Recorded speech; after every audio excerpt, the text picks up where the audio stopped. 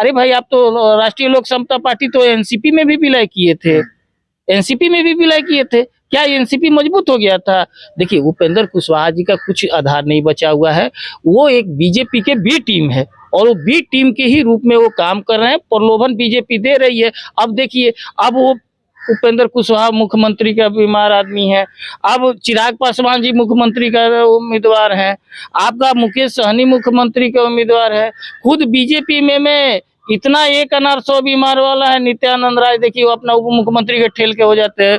सुशील मोदी तो भाई शुरू से कैंडिडेट है, ठीक है, वेटिंग सीएम शुरू से मान लिए हैं अपने आप को। संजय जायसवाल जी को देख लिए, अभी विवादों के सम्राट है सम्राट चौधरी जी, नया नया पगड़ी बांध के कूद रहे हैं। अब बीजेपी किसी को छोड़ती नहीं है। उनसे भी बड़का विवादित आदमी मानो उपेंद्र कुशवाहा को साथ में ले लिया। अब सम्राट चौधरी का दिन प्रतिदिन जो है डिमोशन होते जा।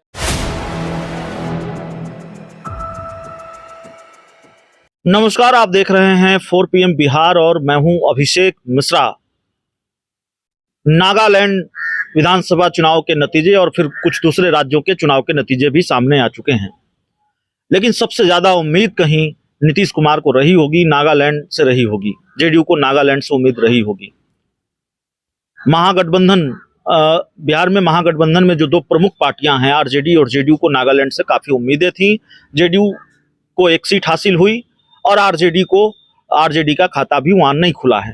कहां कमी रह गई, ये हम जानने की कोशिश करेंगे और ये कितना बड़ा नुकसान है जेडीयू के लिए, इस पर लगातार चर्चा भी हो रही है। हमारे साथ जेडीयू के नेता राजेश तिवारी हैं। तिवारी साहब, कहां कमी रह गई? कोशिश तो आप लोगों ने बहुत की।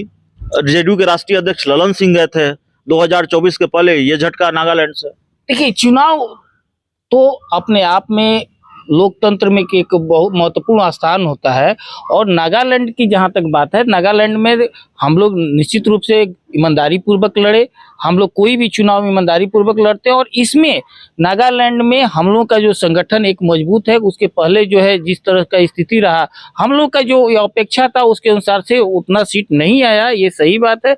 लेकिन फिर भी जो हम लोग को जो जनता का जो आशीर्वाद मिला है, उसके अनुसार से हम लोग आगे इस पर मेहनत करेंगे और जो भी कमियां हैं इसको दूर करने की कोशिश करेंगे। आपके जो सियासी यार हैं बिहार में, आरजेडी, उसका तो खाता भी नहीं खुला नागालैंड में।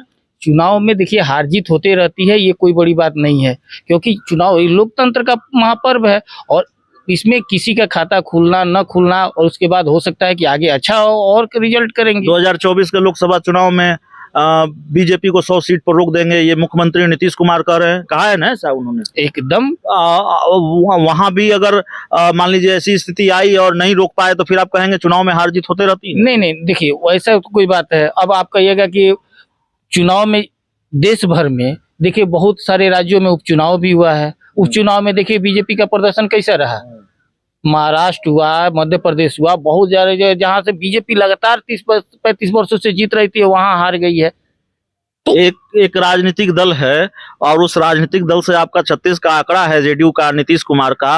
कल होली से पहले होली मनाया है उन्होंने, चिराग पासवान की पार्टी। आप पर, जेडीयू पर, तेजस्वी यादव पर, आरजेडी पर भारी पड़े हैं। 2 सीट हासिल किया है, खूब खुश हैं, गदगद हैं। देखिए, वो तो सही बात है, उनका गदगद होना जरूरी है। बिना मेहनत के अगर जो फल मिल जाए तो गदगदी तो बात है। अब तो हम तो ये कहेंगे कि बिहार में उनका तो सब खत्म हो गया जो भी है। अपने खुद उनका जमुई का स्थिति अब देख ही रहे हैं। उनका अच्छा रहेगा कि वो नागालैंड से ही जाके चुनाव लड़ ले। हो सकता है कि कहीं 2024 में लोकतंत्र में संसद का मुंह देख ले, लेकिन आशा नहीं है।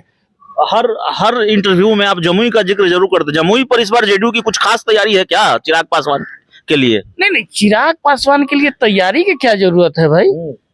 उनके लिए तैयारी की क्या जरूरत है? वो तो खुद ही इतना यहाँ से छोड़ने की तैयारी में लगे हुए हैं। पार्टी को देखिए इतना अच्छा से अपना सजा करके तैयारी की है कि पूरा पार्टी का बंटधार हुआ, विधायक टूट गया, सांसद टूट गया। वो तो खुद ही तैयारी कर दिए हैं कि पूरा बंटधार कर देना है। और श्रद्धेय रामविलास पासवान जी का विरासत को कितना संभाल रहे हैं, ये तो देखने की बात है। और वो भी जो 2024 में उनका सफा है।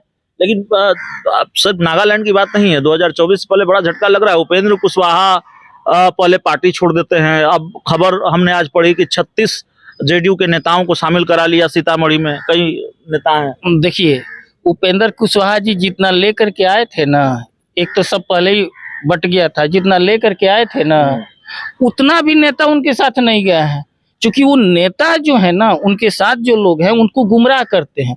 आदमी जो है राजनीतिक रूप से वो इतना महत्वाकांक्षी आदमी है कि उसको किसी के भी वो धोखा दे सकते हैं। तो इसलिए उनके आप राजनीतिक स्टाइल देख लीजिए, कहते हैं कि हम जदयू में भी, अरे भाई आप तो राष्ट्रीय लोक समता पार्टी तो एनसीपी में भी विलय किए थे, एनसीपी में भी विलय किए थे, क्या एनसीपी मजबूत हो गया था?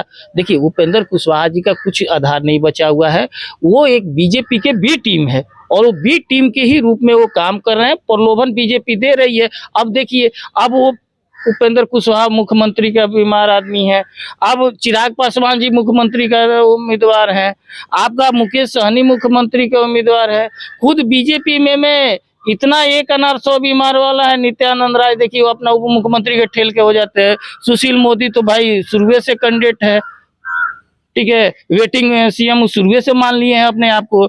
संजय जायसवाल जी को देख लिए, अभी विवादों के सम्राट है सम्राट चौधरी जी, नया नया पगड़ी बांध के कूद रहे हैं। अब बीजेपी किसी को छोड़ती नहीं है, उनसे भी बड़का विवादित आदमी मानो उपेंद्र कुशवाहा को साथ में ले लिया। अब सम्राट चौधरी का दिन प्रतिदिन जो है डिमोशन होते जाएगा। एक आखिरी सवाल है, नागालैंड की बात छोड़ दीजिए, चिराग पासवान की बात छोड़ दीजिए, उपेंद्र कुशवाहा की बात छोड़ दीजिए, एक और बुरी खबर है।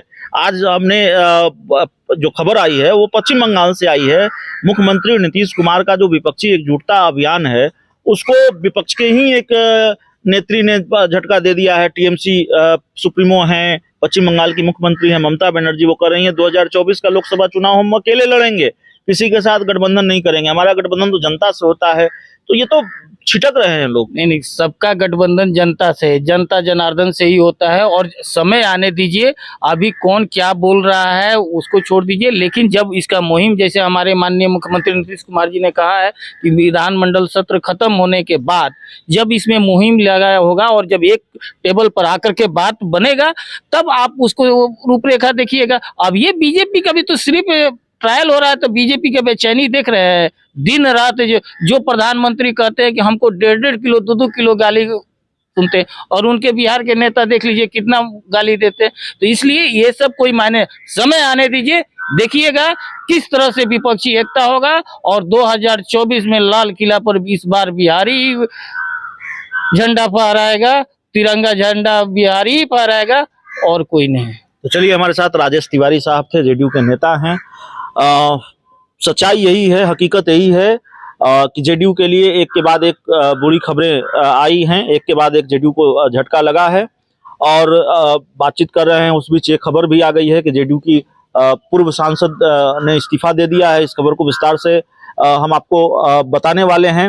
इस पूरी चर्चा में, इस पूरे रिपोर्ट में इतना ही। बहुत बहुत धन्यवाद।